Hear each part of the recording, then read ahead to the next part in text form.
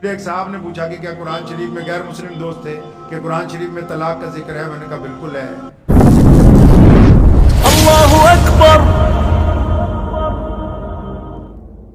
आप तारीख उठा लें कुरान शरीफ की, जितने बड़े बड़े गैर मुस्लिम फिलोसफर हैं या बड़े बड़े लिखने वाले हैं, पीएचडी स्कॉलर्स हैं, जिन्होंने इस नीयत से कुरान पाक को पढ़ा कि नौज बिल्लाह कुरान पाक में जिहाद का जिक्र है, कुरान पाक किसी को मारने की बात करता है, उनको मजबूरन कुरान पाक पढ़ने के बाद ये अपनी जुबान से कहना पड़ा कि दुनिया में अगर आतंकवाद के खिलाफ कोई किताब सीधे तौर पर बोलती है तो वो कुरान पाक है। कुरान शरीफ की अगर मैं सिफात गिनाने लगूंगा तो सारी जिंदगी गुजर जाएगी, मुकम्मल नहीं होंगी। लेकिन मैं सिर्फ उनकी बात करता हूं जिन्होंने कुरान शरीफ को पढ़ा इस नियत से कि नौजुबिल्लाह इसकी मुखालफत करनी है, उनको कुरान से दोस्ती करनी पड़ी है। मुझे एक साहब ने पूछा, वक्त भी हो गया लेकिन मुख्तसर सी एक बात आपको बड़ी कीमती बताऊं। मुझे एक साहब ने पूछा कि क्या कुरान शरीफ में, गैर मुस्लिम दोस्त थे, कि कुरान शरीफ में तलाक का जिक्र है? मैंने कहा बिल्कुल है। तो उन्होंने कहा कि जो हमारे मजहब की मुकद्दस किताबें हैं उनमें नहीं है। तो मैंने कहा अल्लाह तबारक व तआला ने कुरान पाक में जो तलाक का जिक्र किया, तलाक का हुक्म दिया, इस्लाम ने तलाक को भी रहमत बनाकर डाला है। उसमें क्या बना के डाला जी? तुम मानते हो कि मोहल्ले में लड़का बड़ा बदमाश है, शराबी है, ये है वो, लड़की फंस गई, लड़की फंस गई, आप मानते हैं इस बात को? दुनिया के बाकी कानून कहते हैं कि नहीं। शादी हो गई, अब तो दोनों जो क़यामत तक इकट्ठे रहेंगे, जनाजा ही उठेगा। इस्लाम ने कहा नहीं, अगर शादी हो गई, गलत हो गई, लड़का बहुत दुखी है, लड़की बहुत दुखी है, तो क्या इनको मौका नहीं देना चाहिए कि नई जिंदगी शुरू कर ले? कुरान पाक के असलूब को कोई जल्दी समझ नहीं सकता है।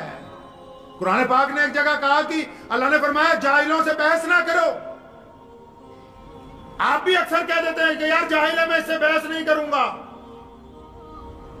लेकिन अगर आप कुरान की जुबान को पूछेंगे, कुरान ने कहा कि जाहिलों से बहस ना करो। आप जाहिल किसको कहते हैं? आप कहते हैं जाहिल जिसको पढ़ना लिखना नहीं आता, जिसको बोलने का ढंग नहीं है, जिसको कपड़े पहनने का ढंग नहीं है, जिसको रहने सहने का तरीका नहीं है, जिसको उठना बैठना नहीं आता। आप बोलते भी गवार वो बंदा है जिसको कोई ढंग नहीं है, आप उसी को गवार कहते हैं ना। तो कुरान पाक ने गवार किसको कहा? अगर आप अल्लाह तबारक व तआला की गुफ्तगू देखेंगे, वो इंसानों से बालातर है। जब तक इसको पढ़ेंगे नहीं, समझ नहीं सकते हैं। लोग कहते हैं कि गवार आदमी ऐसे बात नहीं करनी।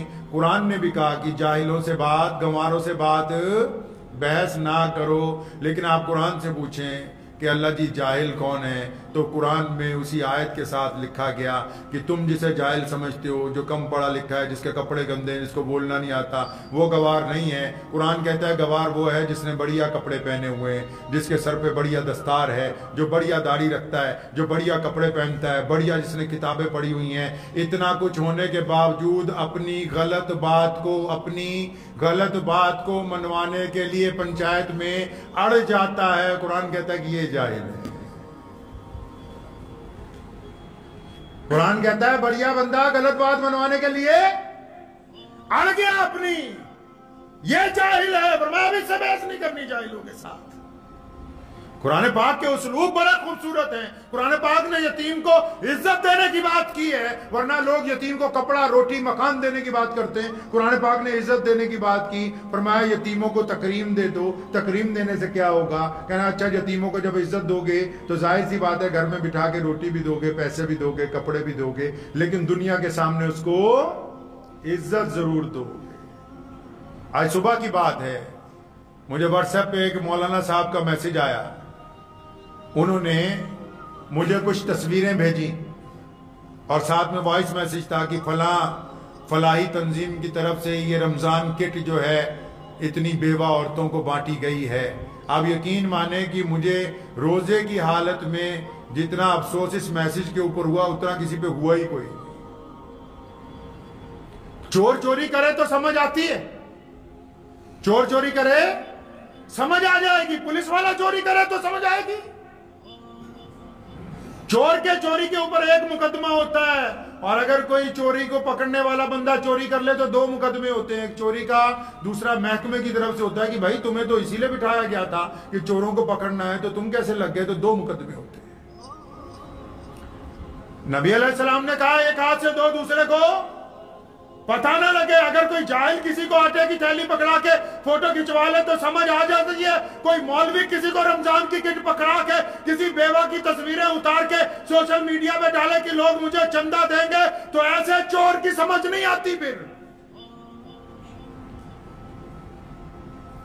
जो लोग कुरान पाक के असलूब को बिगाड़ना चाहते हैं, चाहे वो किसी ओहदे पर, किसी मसरत के ऊपर जाकर क्यों ना बैठ जाए, या जिस मुकाम पर जाके मोहम्मद रसूलुल्लाह के किसी दस्तूर को बदलने की कोशिश करेंगे, उसी मुकाम से इनको नीचे गिरना पड़ेगा। क्योंकि मोहम्मद रसूलुल्लाह ने इस्लाम की शक्ल में इंसानियत को दस्तूर अता किया है, सरमाएदारों की शक्ल में गरीबों के ऊपर जुल्म का कोई कानून नहीं बना के दिया है।